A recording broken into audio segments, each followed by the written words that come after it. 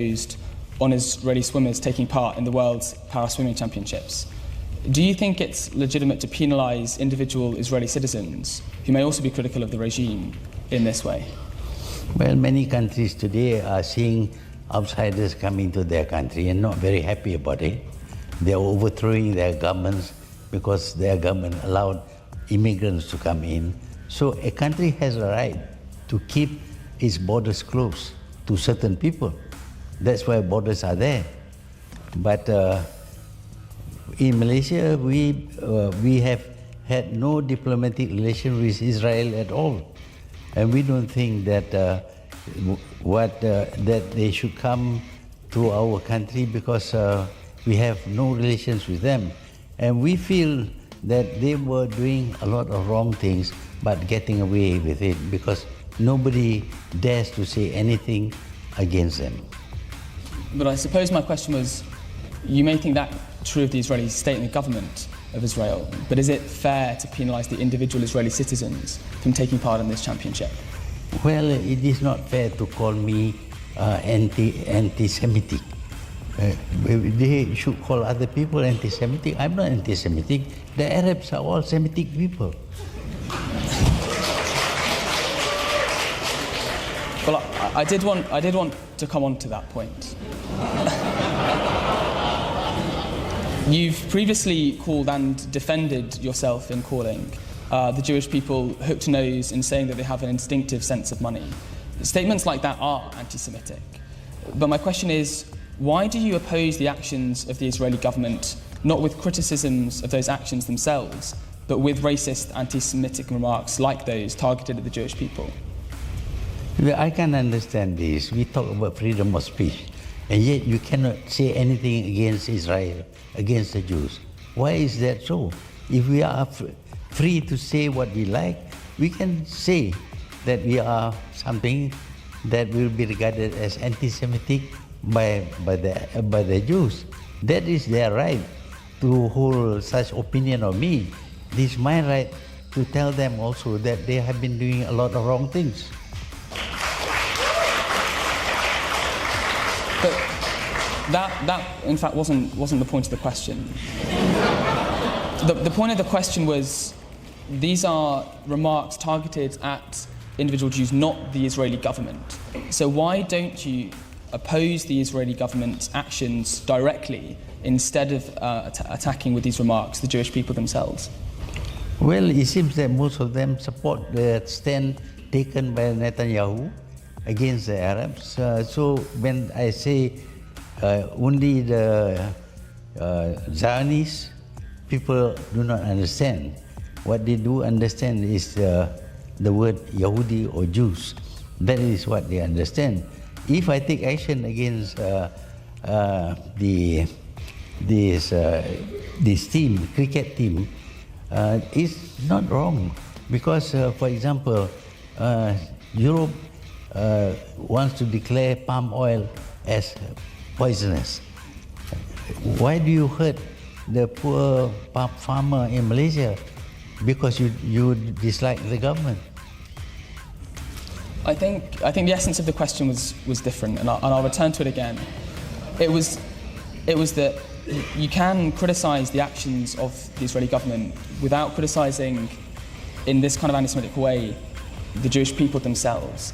And do you regret targeting the Jewish people themselves, not the Israeli government, in these cases?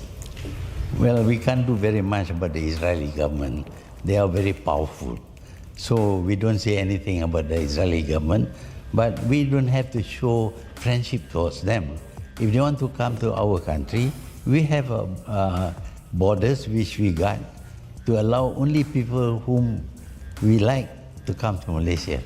But the people who have done a lot of wrong things, if we consider them as unfit to visit Malaysia, that is our right. But then, even if what you believe you are saying to be true, why do you think these reactionary racist politics is the way to finding a road to the two-state solution that you so desire? How's that?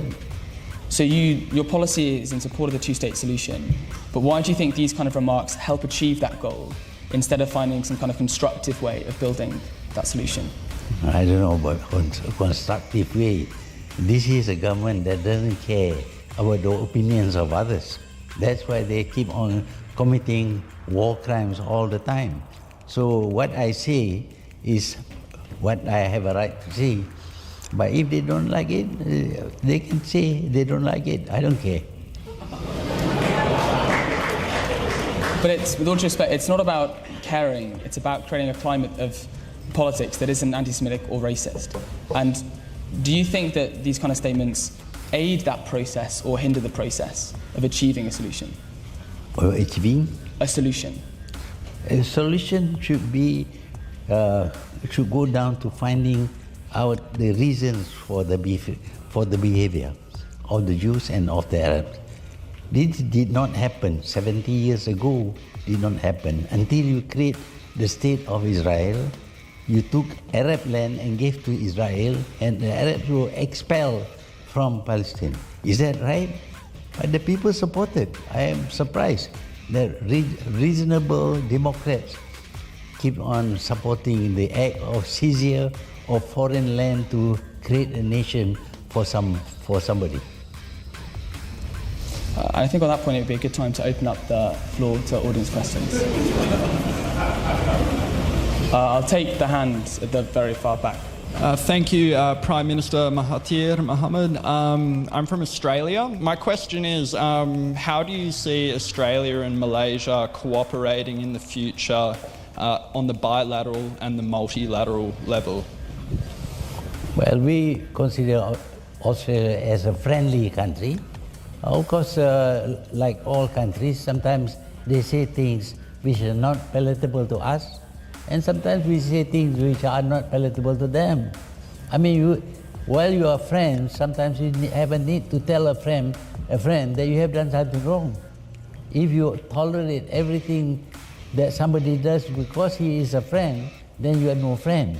So we tell Australia that because they decided to recognize Jerusalem as the capital of Israel, that will only cause a lot of people to get very angry, and some of them might become terrorists because of that. That's what I told the Prime Minister.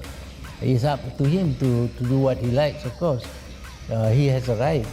But what I think will happen is that you are causing a lot of people to feel very angry, and they are frustrated, and when they cannot do anything, they go and blow themselves up in your country. That's what will happen.